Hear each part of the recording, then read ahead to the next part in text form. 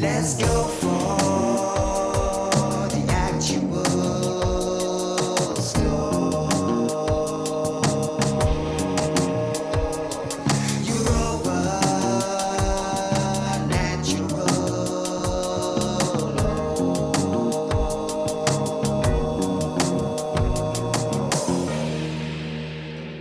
Greetings, humanity, and welcome to Europa Natural Law, a new roundtable transmission dedicated to healing the madness, badness, and sadness plaguing our beautiful, bountiful world.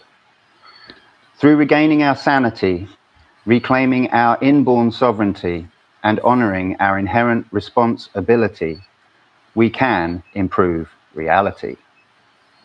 I'm your host, Nemo Jones, reporting for Beauty. And the humane beings joining me here and now are Derek Bartolacelli, Vuk, Marvin from Easing People into Waking Up, Markus from LOTUS, Great. Yvonne, THEO Lux, Flor Elomari, Tommy, and Derek Bartolacelli of Awaken Your Mind. So today we're going to be talking about what is natural law. But before we get right into that, I'm just going to invite the people that weren't here last week to introduce themselves. So brief introductions, please, from THEO. All right. So my name is THEO. I grew up in Israel.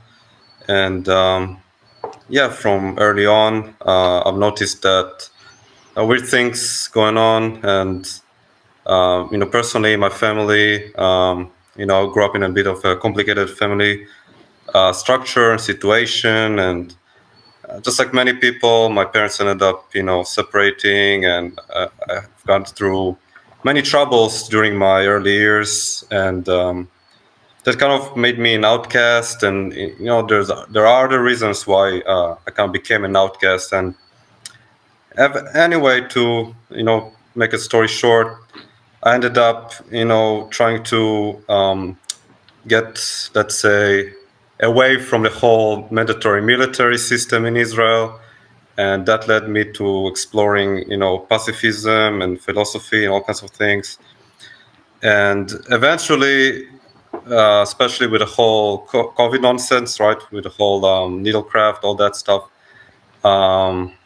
I started to research more and more and more about, what's actually going on in the world. Like, things are not really adding up. They're not making sense. People are going insane all around me, wearing masks, all that stuff. I never bought into all that propaganda. It's basically that led me again to doing lots of research that I never felt inspired to do before. And that research eventually led me to Mark Passio, and that's how I found out about natural law, which is what we're going to talk about today. So, yay. Cool. And then Vuk. Yeah, hi. My name is Vukan Kempfer from alphavuk.net. And I'm a proud member of the One Great Work Network and doing the great work in Germany for like 8 years now. And I'm happy to join you, and thanks for the invitation. And I'll pass directly on to my dear colleague Markus. Yeah, thank you, Vuk.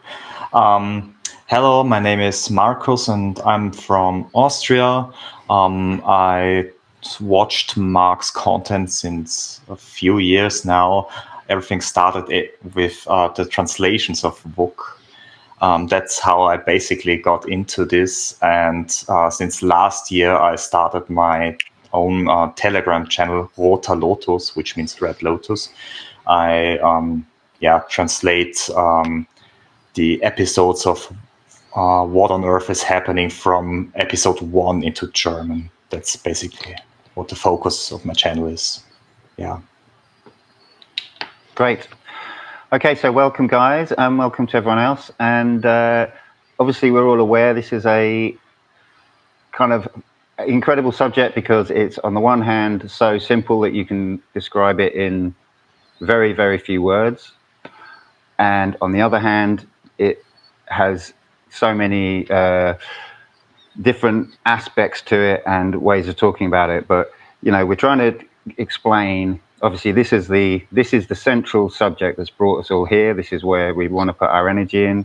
So let's make a start. Let's start to talk about it, what it is to us, and why we're so drawn to and so passionate about wanting to teach to the best of our ability and understand to the best of our ability this massive subject. So I'll just start and say natural law is cause and effect. That's in a way the very, very simplest description that I can give.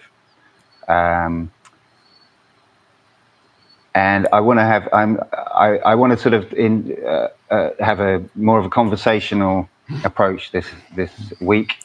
So I'm just going to leave it at that for now. And if someone wants to jump in, go for it. Yeah, I want to say something.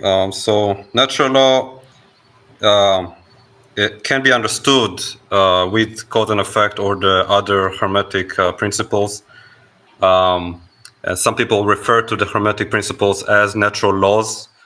But natural law is simply, at least according to how Passio defines it, which is, he's not the god of natural law, he's just basically another great teacher of natural law.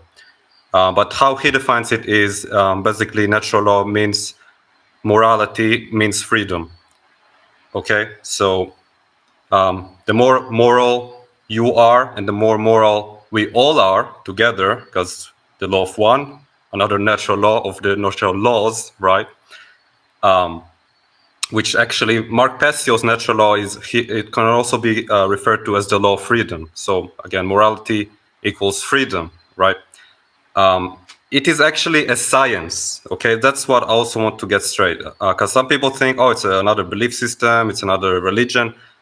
No, okay, it's a real science, and Passio is even trying to write actual scientific papers on it that will be peer-reviewed and all that. He mentioned that a few times. And again, it's not just about him, and it's not just about morality even. There's so many aspects to it that we are just starting to explore, just like what science is, right? Science is about exploring what is in reality, what is in nature. And we have discovered that, if you do something wrong, like, stealing, basically, anything related to stealing, so you harm someone, you steal their wellness, you rape someone, you steal their wellness again, and their sexual consent and all that. That causes, like Nemo mentioned, an effect that is negative, and that goes back to you as well. So that's as simple as I can put it. Right on, Theo. And I just gotta congratulate you with a little bit of disappointment. You didn't bring up that nattylaw.com. Just kidding. Just real quick, him and I, it's really, thanks to Theo, he launched a website called nattylaw.com, kind of a slang for natural law. We're trying to appeal to the youth and kind of like that hip-hop slang type of thing.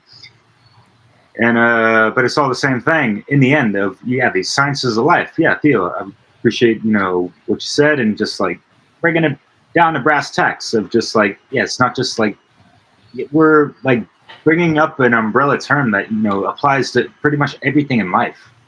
So we're going to get abstract and more practical with these things and how they apply to every moment of your existence.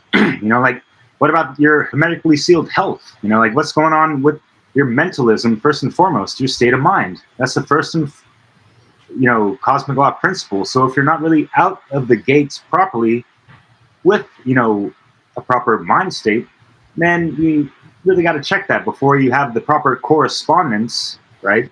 To be in the proper vibe and be in the rhythm of life that you should be operating on to be the proper causal points to the effects that are going to be more favorable outcomes in this collective consciousness and unconsciousness, because unfortunately, yeah, we understand that the majority of the population is quite unconscious. So that's why, bringing up these principles first and foremost to the forefront is quite paramount. And yeah, people can equate it to karmic law, right?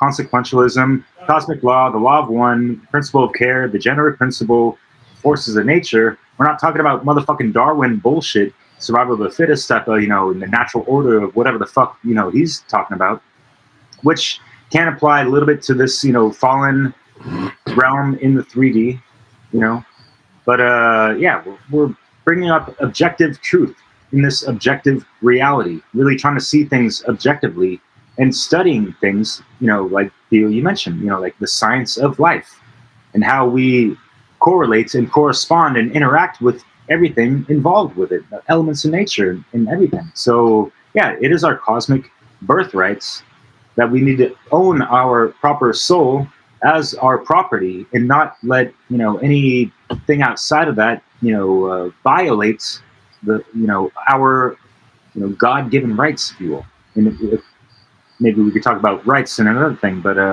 yeah, just real quick, I'm gonna pass it off in a second. But yeah, as far as like other ways to say natural law, it's like the codes of consciousness, universal principles, the law of morality, the law of freedom, Theo, you mentioned, and yeah. People think like, oh, like you're talking about something that we can't even see. Well, we can't really see gravity, but we can measure it, and we have tools and things like that. So apply it to these, other occult, hidden laws of nature, if you will. Right. So yeah, that's good, everyone. Bonjour from France, by the way. Okay. Then I continue, if you don't mind. I just start the countdown.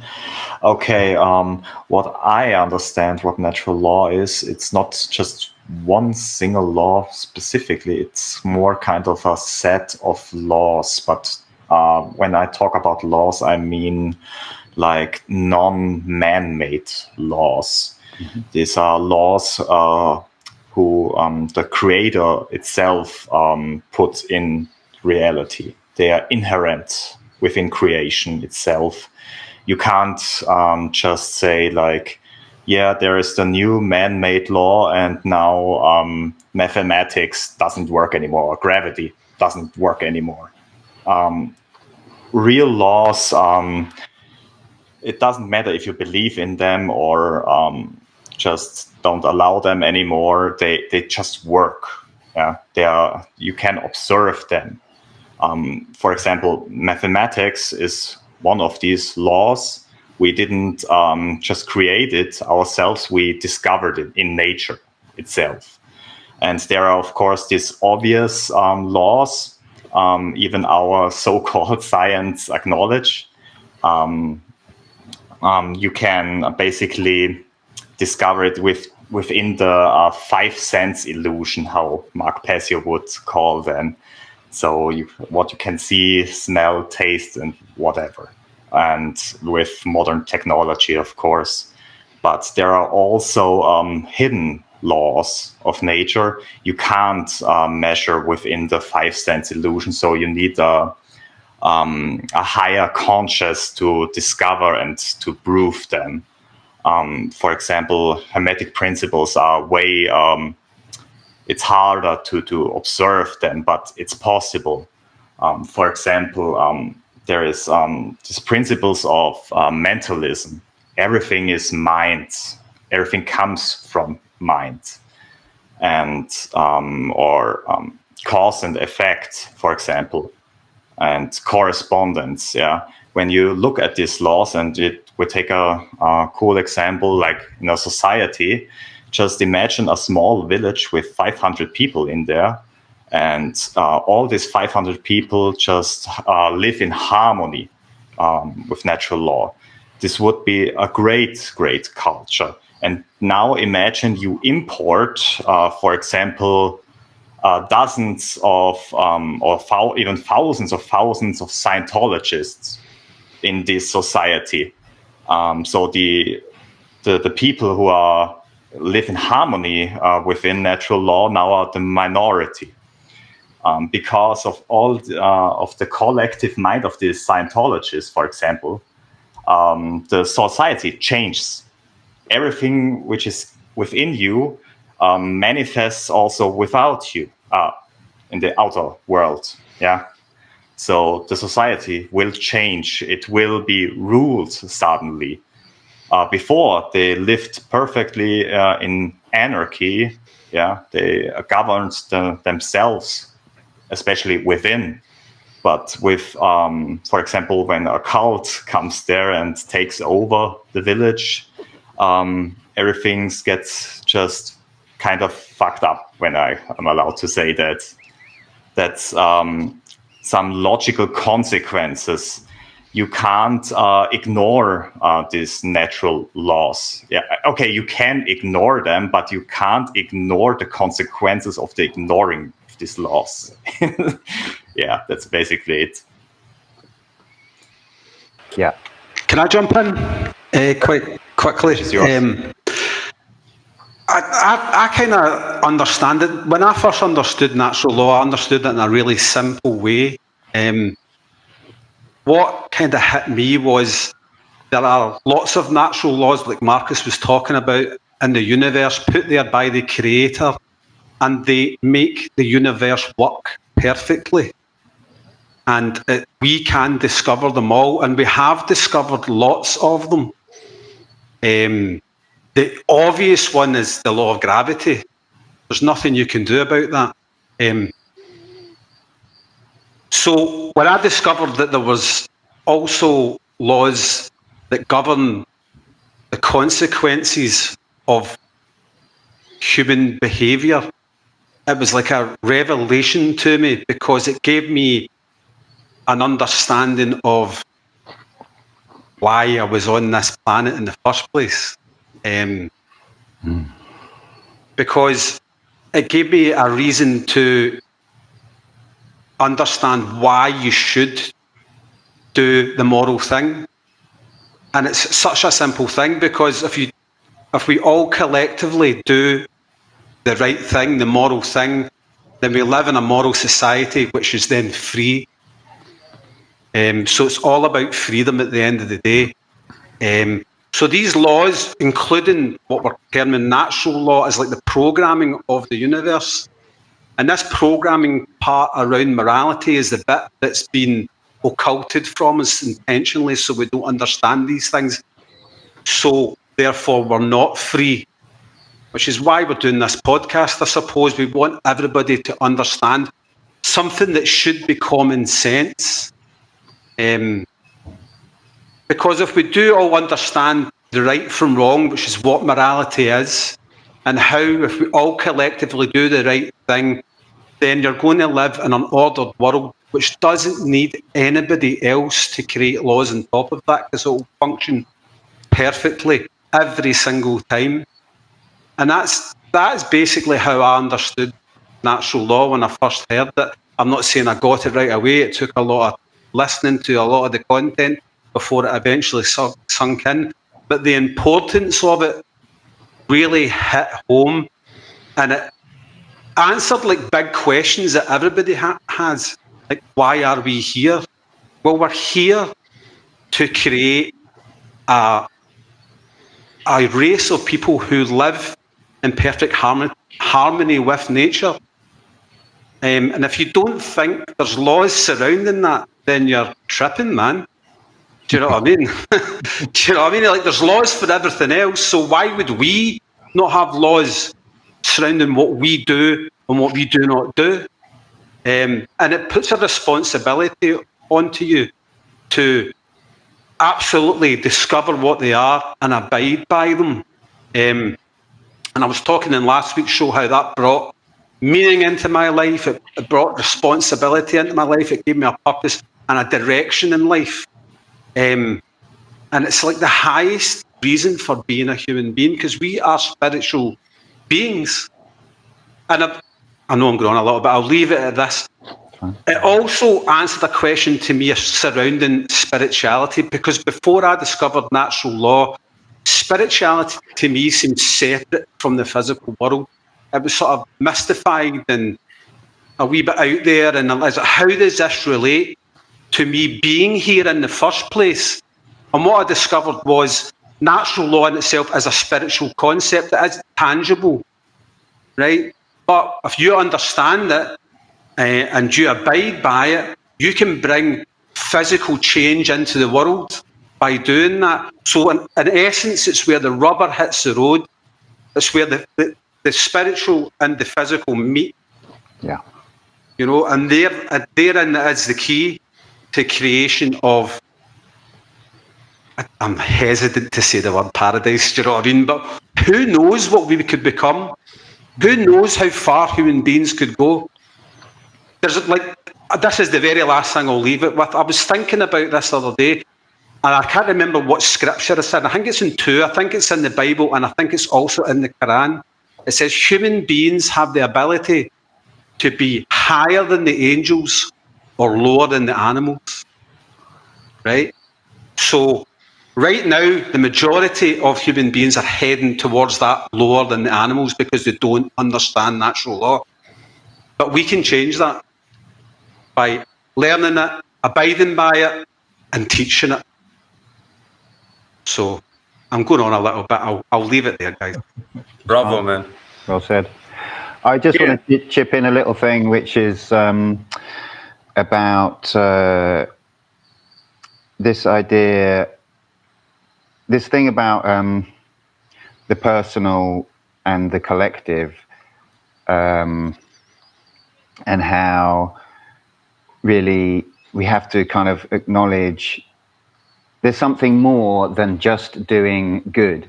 Because I think if you say to most people, oh, natural law is about cause and effect, and it's about how your morality is reflected back at you from the universe, there's almost something missing there, because I think that goes into a lot of people as like, a lot of people respond to that. Well, I'm not doing evil. I'm fine. I'm not going around hurting people. I'm respectful of people. But so there's actually something more. There's this. There's a responsibility not to collude with evil, and that's huge. That's a huge part of this. Really, to me, it's bigger. It's bigger than what you're doing on a personal level. In actions day to day or moment to moment, is this kind of much bigger ongoing evils, like levels of evil that we're born into, that we inherit these conditions that are absolutely chronically evil. But I feel like most people are doing evil, because one of the transgressions against natural law that most people know, again, that Passio teaches, one of them is willfully lying. So you want to tell me most people are not willfully lying every single day, sometimes multiple times a day? I think they are. And why I think so, because I used to do it before I discovered natural law and realized I have to stop doing that shit. Okay, like straight up. I mean, it's almost like people are so into lying that when you speak the truth to them, they think that you must be like insane. I've experienced that, speaking to some so-called normies, right? I mean, like it's very bad. Like it's an upside down world, and we're trying to wake people up to this reality that is going on, and it's a lot more than just not doing the big things like assault and rape and murder, all that. Of course, most people will not relate to that, right? So that's maybe the fault in my speech earlier, that I spoke right on the big things, but then again, of course, most people will not transgress those things, but the small things, so-called, right, like willfully lying, you're stealing people's ability to make a conscious choice. When you're or you're stealing the truth from them when you're like, and the truth is reality. People like don't understand. Truth is reality. Truth cannot be subjective, because truth means reality, right? Just like morality means freedom. Yes. Yeah, right. I would like to read something because I think it contributes. It's from Leo Tolstoy. And he says, in order to live right, man must know what he ought to do and what he ought not to do. In order to know this, he needs faith. Faith is the knowledge of what man is and for what purpose he lives with the world. And such is the faith which has been and is held by all rational people. So it's a science, and it are immutable, eternal, objective principles, indeed, like THEO said, I guess. And I would like to say something about lying. THEO started the conversation. It's like we built a whole world that's soulless. It has no soul.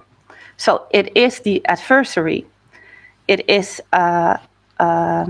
adversary. It's like Satan means adversary. So it's adversal to God. And we normalized these toxic behaviors and lost our way. And I think natural law is about finding your wholeness again. Because if you hurt someone else, you hurt yourself.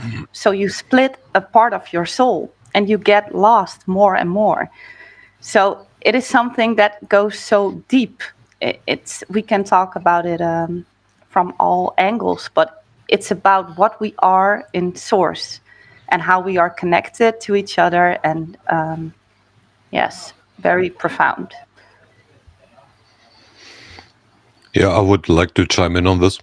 I think it was Tolstoy also who wrote that as long as there are slaughterhouses, there will be battlefields, and that is one of the another natural law, as in the big scale, so in a small scale. So when we enslave other species and kill them on an industrial level, this will be done with us, and that chimes into karma. And many people believe in God or in karma, but they just believe. They never try to prove it to themselves and then adjust to it, because I think another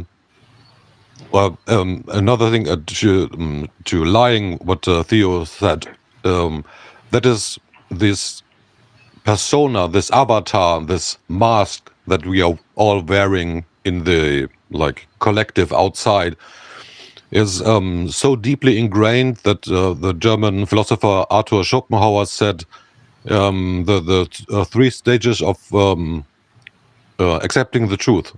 First, it will be attacked, then it will be ridiculed, and then silently consent. So it is so much cultivated in our so-called culture that this whole culture of lying and faking and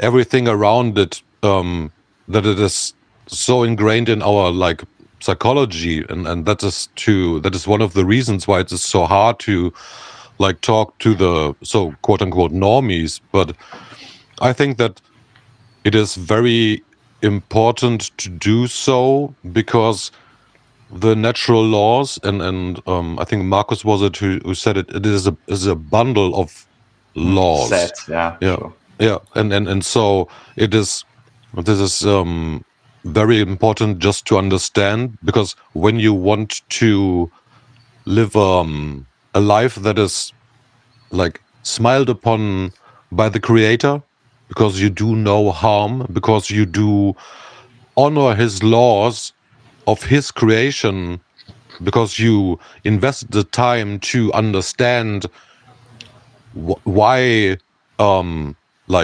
creating is much better than destroying or killing. And this is I think this message that we try to bring over to the people is so important, because everybody of us has experienced pain, being lied to, being hurt, and don't do that to others. just don't be a dick. So, and yeah, this message was repeated many times over in the history of time, but I sincerely hope that we reach the 100 monkeys effect, that more people just really grasp it, because like I spoke about this in one of the last shows I did. The science has proven that when I go to the supermarket and let's say you stand in the on the other side of the road and see me come out and give the poor people like money, and they are happy about that, I give them like something to eat and money and so, like, I have a small chat with them, and so just you seeing a good deed will push your positivity, your aura, your health in for like hours, and it would be so easy for us to really change not only us but this whole place into something much better if we would be a little more kind to one another. But yeah, it's an unpopular concept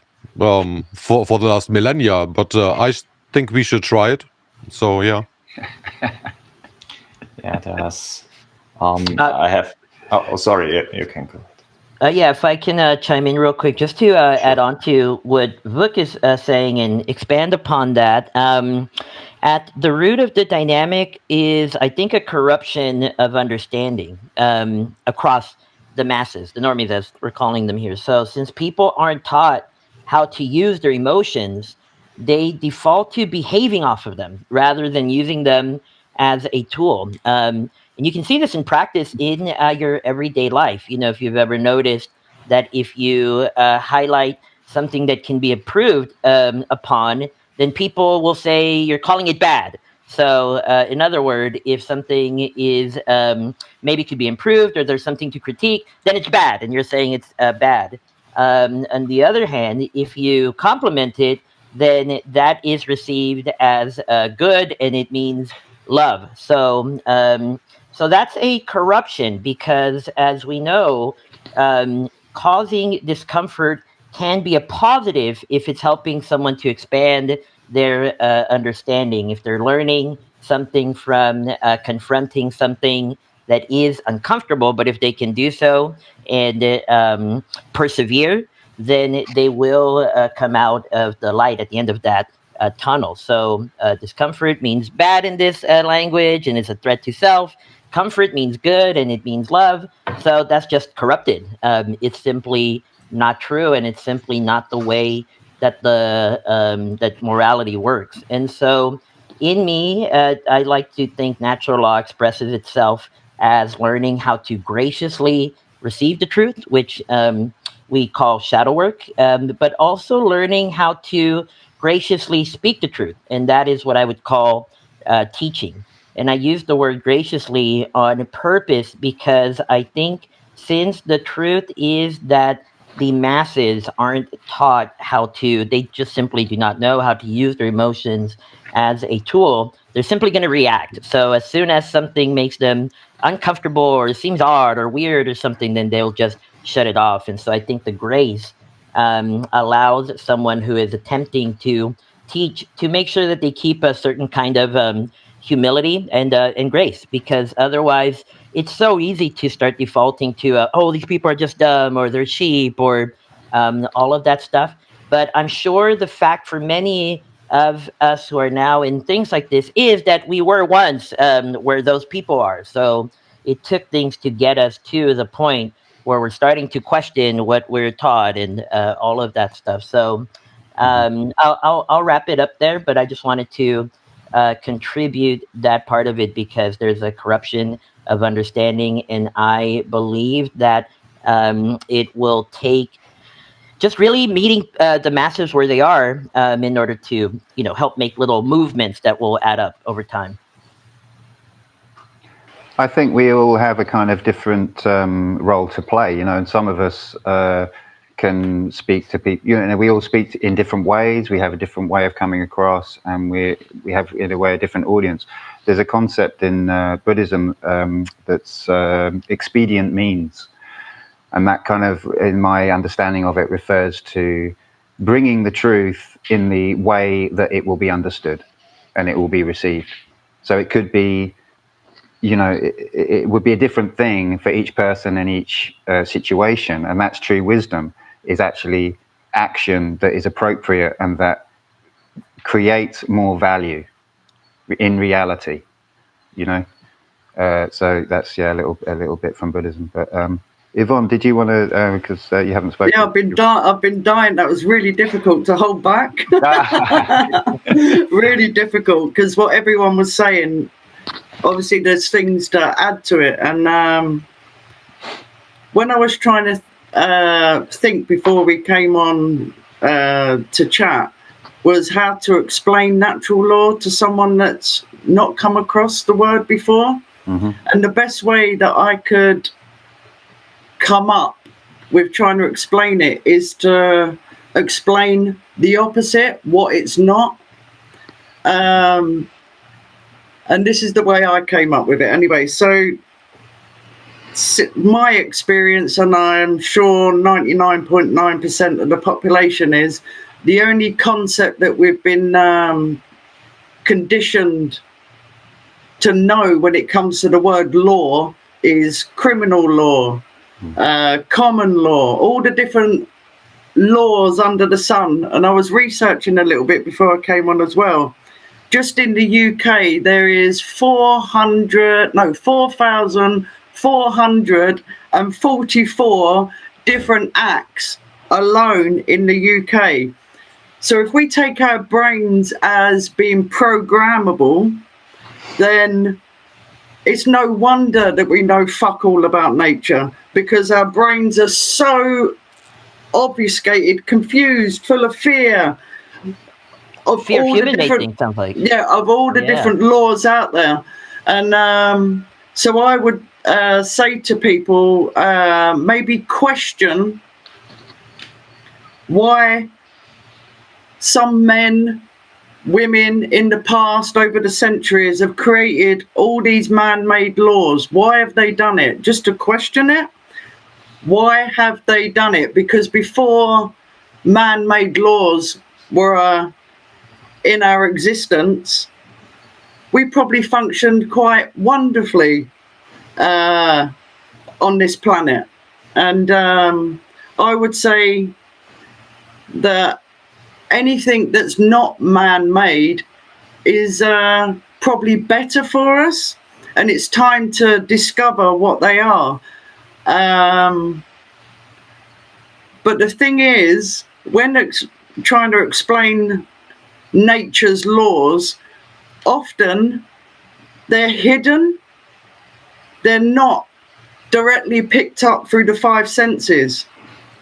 They're for example, how is a baby made? You've got a male, you've got a female, the egg goes to, the sperm goes to the egg. I know I'm being random here, but I'm trying to explain. There's more to the sperm reaching the egg. What's in between? It's hidden. There's a force behind it. And that force to me is what I feel is natural law. And it's time that if we don't want to live the terrible effects of all these man-made laws, we've got to slowly disconnect from them, dismantle them, get rid of them, and start discovering what our ancestors were tapped into. And it's nature. Yeah, nature, because all these man-made laws, they are only making us consciously aware of the physical effects of everything. Yep. And we've slowly over time forgotten that there's more to us than just the physical.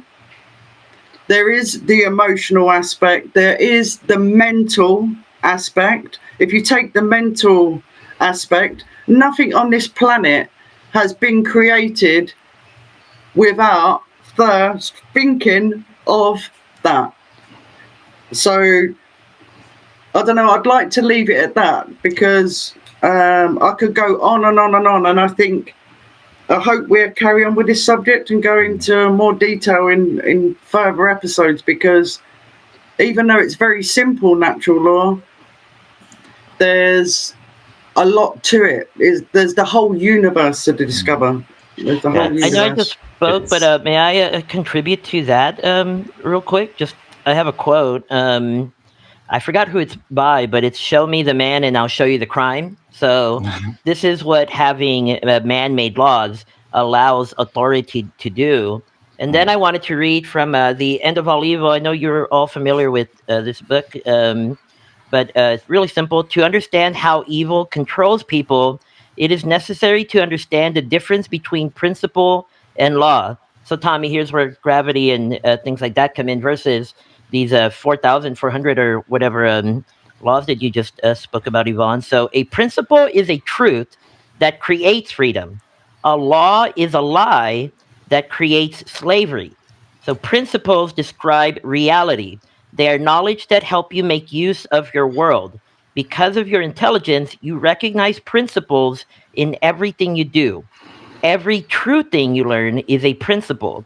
The movement of your hands, which foods taste good, mathematics, and empathy for a friend are all based on principles. Laws are artificial ideas created by evil men to restrict the thinking and understanding of people. Laws mask themselves in authority so that they can impersonate principles. When people mistake law for principle, their freedom is restricted. When people mistake truth for the ideas of authority, their abilities and their wisdom are diminished. This is the purpose of law. So I'll pass it on from there, but I wanted to add to... I just wanted to drop in quickly, because it can be slightly confusing with that book, because he uses the word law, meaning whenever he uses it in that book, Jeremy Locke, he's talking about man's law. Man-made laws, yep. Yeah, 100%. just to clarify on that. And Yep, also just to drop in that there is a sort of, I'm going to just keep building the links. There's in the description for this video, there will be links. There is already there links to The End of All Evil, and I'm taking notes as we go through. So that's just going to keep expanding, and I'd really encourage everyone listening to have a look there, see what piques your interest, and there's an absolute wealth of information right there.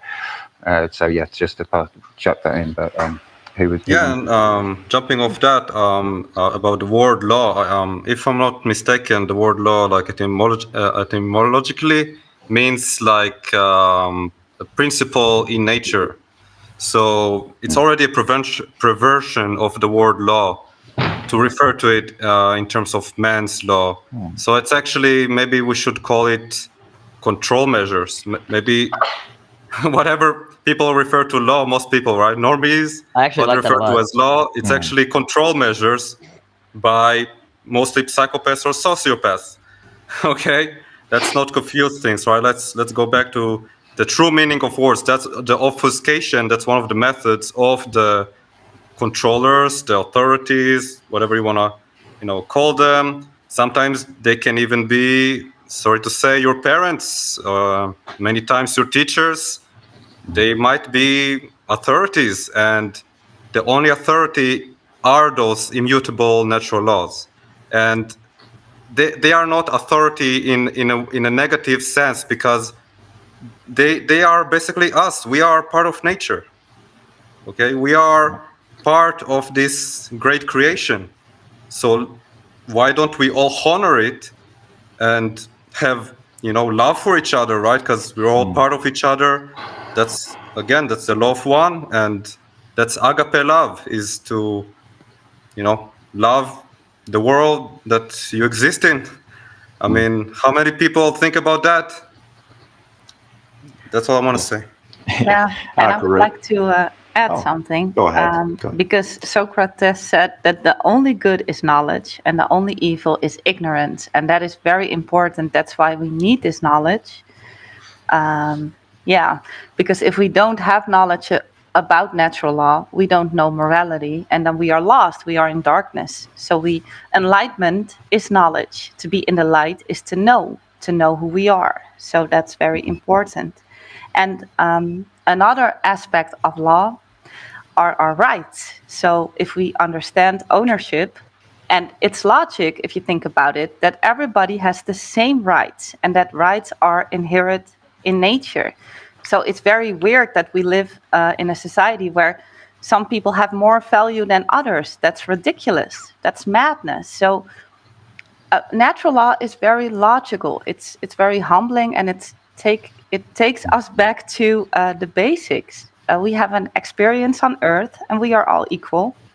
And if we do not harm each other, we have the freedom and rights to do as we like, but within natural law, not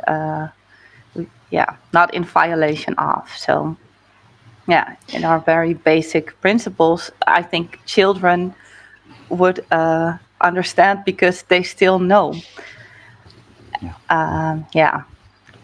I would like to give the word to someone else. Sure. What I wanted to add to this, it's quite funny because when you look at the German language, for example, we have a saying which summarizes everything up, what we collectively think.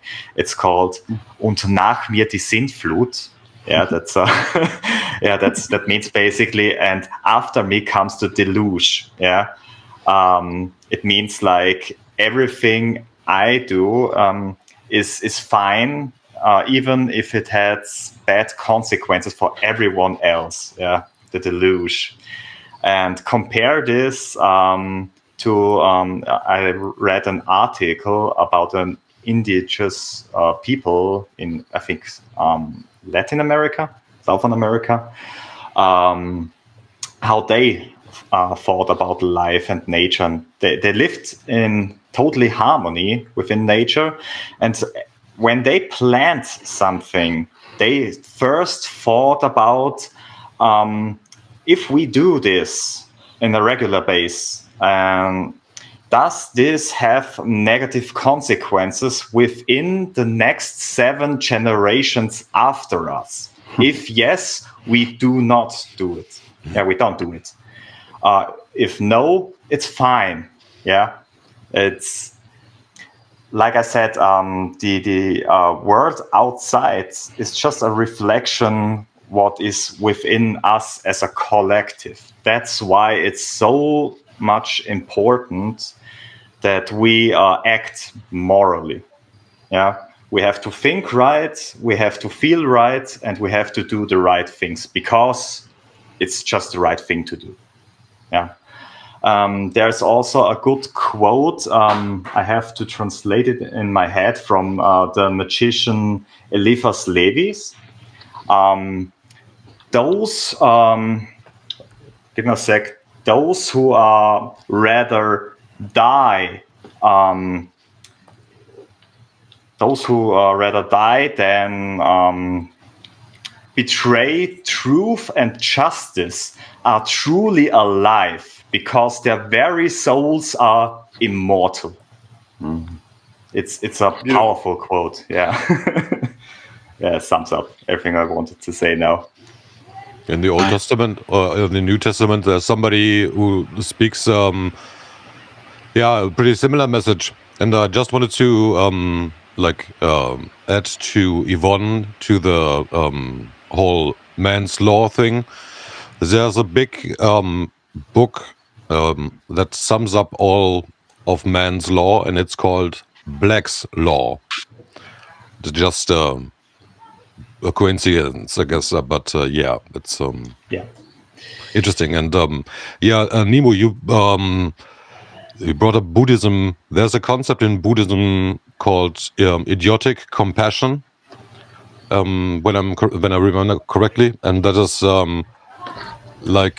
I think one of the mental issues that many people have, that they are empathic to a bad king or a bad government, and the Stockholm syndrome just keeps them from like recognizing what the real situation is, because I think that most of the people think that just because they can roam freely on the surface of the earth, that we are free, but we are not free, and that's our problem. And we, I think that teaching natural law to the people, to those who do not really get it, is our way out of this madness. Yeah, I think the idea, the concept of compassion. There is compassion. Yeah, there is definitely idiotic compassion, which is which is what most people think of as compassion, is like, oh, just caring for another sort of thing. And then there's a compassion more along the lines of true care, which to me aligns with agape love, universal love, and love for truth, because love for truth is actually what will bring us freedom. So that's the ultimate love of the whole, is to love that which will bring freedom. And that is actual truth, rather than, caring for someone, caring for someone's feelings, and it's this idea, oh, I don't want to hurt this person's feelings. Well, maybe you want this person to grow, then you might have to hurt their feelings, and they will grow much stronger and more. You're ultimately creating more value, and they will then be able, in a position to actually genuinely help the next person, rather than stay in their deluded state. Right. I don't recall who said it, but it's better to make somebody cry by telling the truth than to make somebody smile by telling a lie. And that's very much true. And I think that more people should really understand that we need truth first to get into freedom, and then we can go to peace. Because especially here in Germany, there are many people like demonstrating that they want peace, to end the war, to stop the killing and so.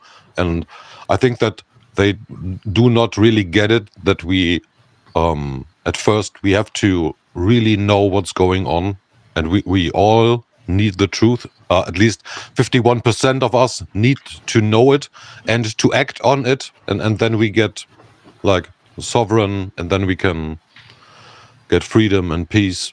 And I think that's the goal of all of us. So yeah. Yeah, sorry. You don't mind? I just want to say, there's a. Yeah, Yvonne, go for it, because I was tailing off of something else. All right, okay. I was just thinking while you guys were talking, if we put our minds and ask whoever's listening to put their minds to all of history and all the different cultures and that out there, the cultures out there that were represent a more peaceful existence were the ones that were aligned to what we're talking about, which is natural law.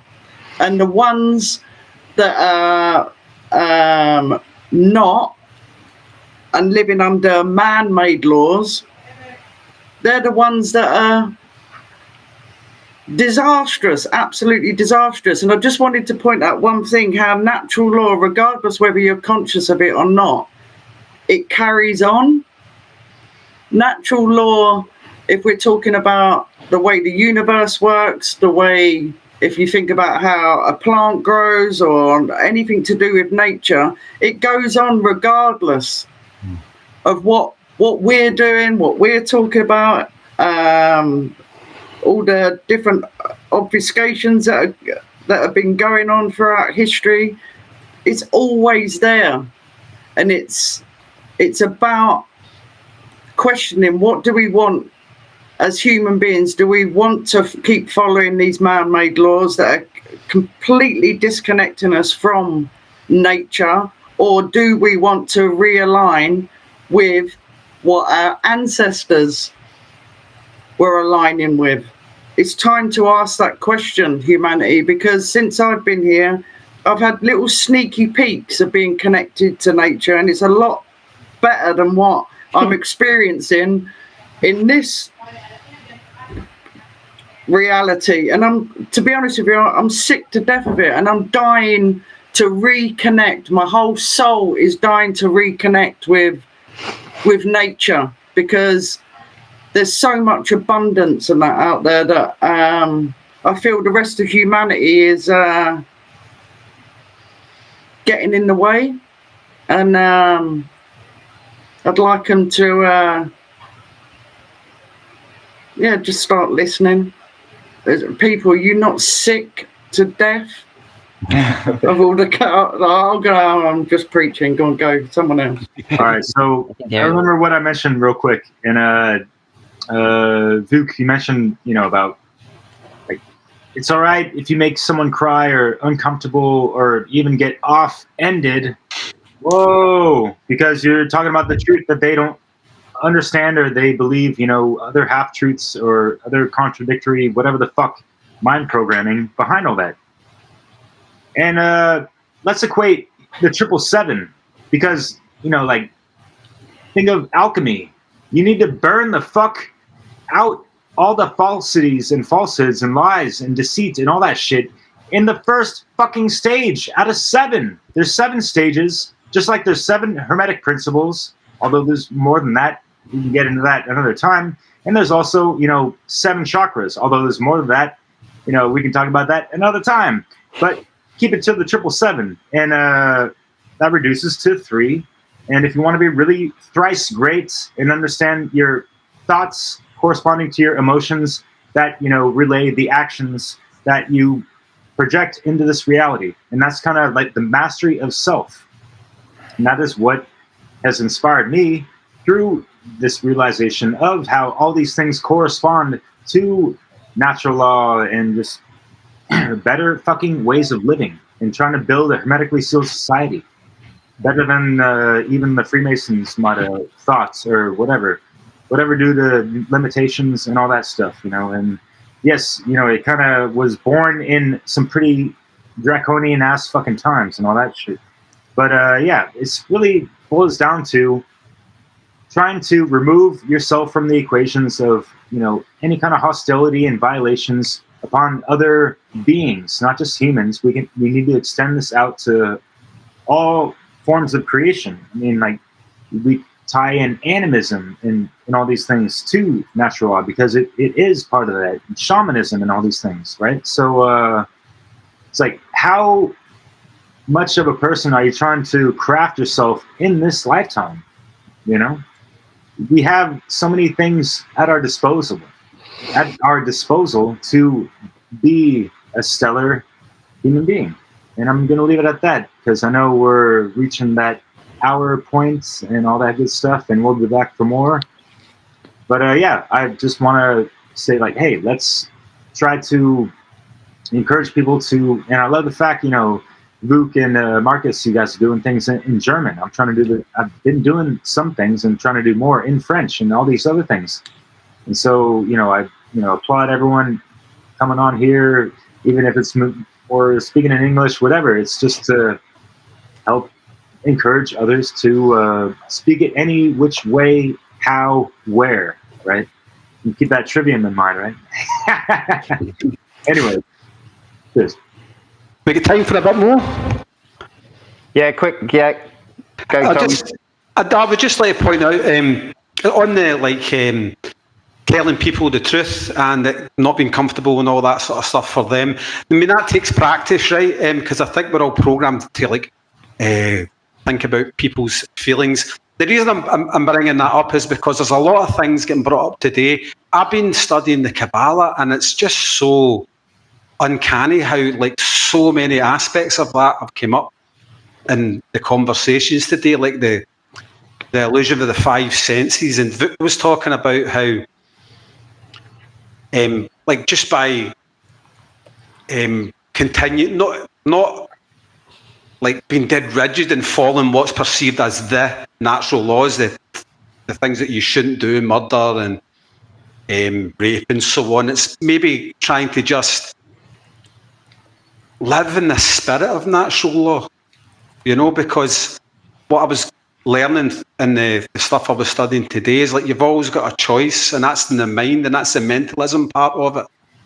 And this Satan came up as well. So the choice is between the light and the adversary of that, which is the Satan. And that brings me back to the habitual thing as well. I mean, that if you are in a habit, which most of humanity is, of doing the Satan thinking, you're just going to gravitate towards that constantly. But if you change that way of thinking, that mentalism part of it, to always look for how can I be more like the light, that becomes habitual as well. And it's not always about doing something that's sweet and nice. That brings me back down to the telling people the truth, even if it hurts them. That's part of following the light as well. I just thought I'd bring that back in because it was really uncanny how like so many things have came up on what I've been looking at lately. I suppose that's going to happen a lot when you're in this realm. Yeah. May I comment on it real quick too, Nemo, before... Go. So, just to touch upon this piece of the telling someone the truth, even if it makes them cry, it's true. With that said, though, I think the how truth is spoken really does matter. I know there's multiple ways to teach and speak. Everyone has their styles and all of that. But, if we just also keep an awareness that there are causes and effects, even to words and the tone in which words are spoken. Like, I don't think people want to just make somebody cry, right? So if we are also being considerate of how the truth is spoken, I just want to also advocate for that. That's why I attach grace to the notion of speaking and receiving the truth, because the way it is done will impact how it is received. And people who do choose to do evil do think about how it's done. They think so much about it.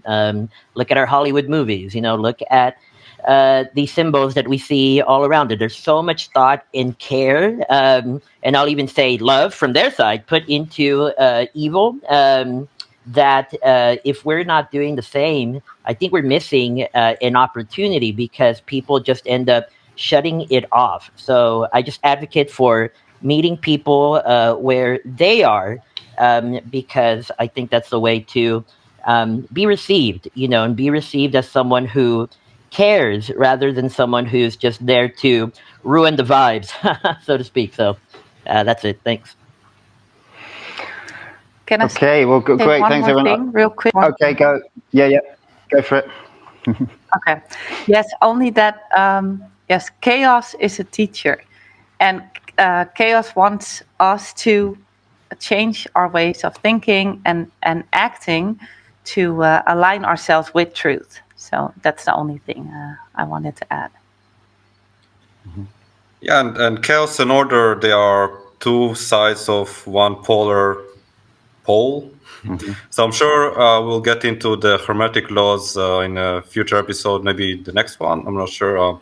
You will let us know, Nemo. But yeah, one thing I want to end with is that I would break down natural law into just 7 words, which is truth, love, freedom, creation, morality, justice, and care.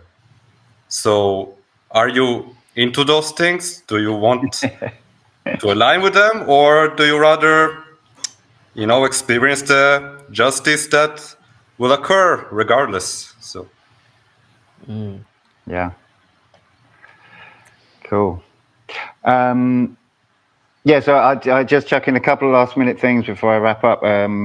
One was just to do with this thing about comfort. We know that, like, most people, if they're asked, "Oh, what's important to you?" will talk about how they want to be comfortable. They just want to, like, look after themselves and their family, and they want money, all this kind of thing. It's all about comfort. This is basically hedonism. That's what this is. I know hedonism we tend to associate with partying and that kind of thing, but actually just the search for comfort over truth is basically it's hedonism. That's what it is. So I'd like to just put that little thought into people's minds. That's kind of an important little thing to consider.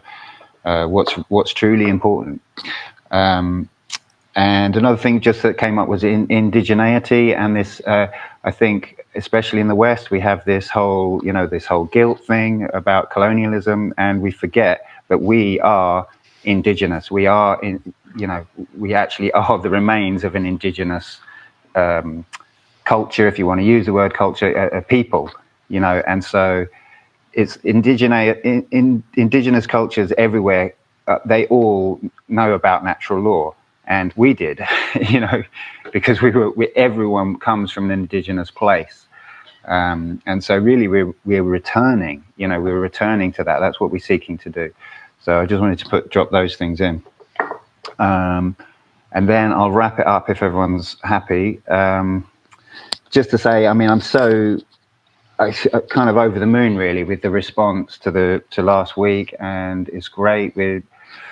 We've got loads of views, and just really encourage everyone to share this. If you appreciate it, and help us to grow. It's hopefully we're getting a little bit slicker, a little bit more relaxed in our presentation, that kind of thing.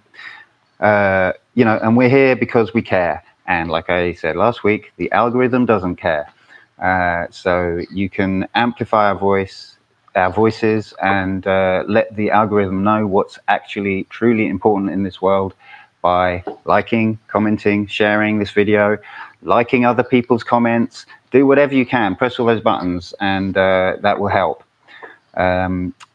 Everyone's links if they have them, will be in the description below, and lots of other links. That's just going to keep growing week by week. So there's a lot of incredibly great content there that I strongly recommend you to check out. And yeah, that's just going to keep growing. We also, the top link will be for the Telegram group, which is what brought us all together.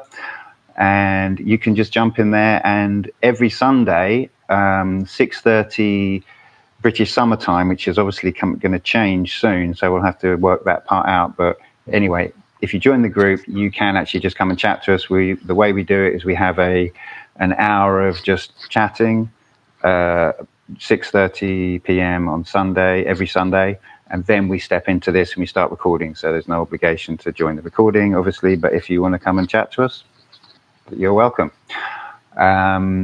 So we'll be back. Remember that the links don't work, so might there be alternative ways? YouTube wants you to dox yourself, audience, in order to put links on descriptions, because they need our information. So. Well, they do work. You just need to copy and paste them. Oh, okay, cool. Great. Yeah. So yeah, that is a side note. Yeah, annoyingly, you just have to actually copy the link. It won't link automatically because it might work in the future. It should do, yeah, and within a couple of months that will work fine. So yeah, we'll be back next time, hopefully next week, and I imagine we're going to carry on diving into natural law for at least another week before we move on to perhaps more specific subjects, but we'll discuss that and look forward to seeing you next time. But for now, I'm Nemo Jones, reporting for Beauty, and I'll see you next time, and we'll all see you next time on Europa Natural Law. Peace out, y'all. Thanks.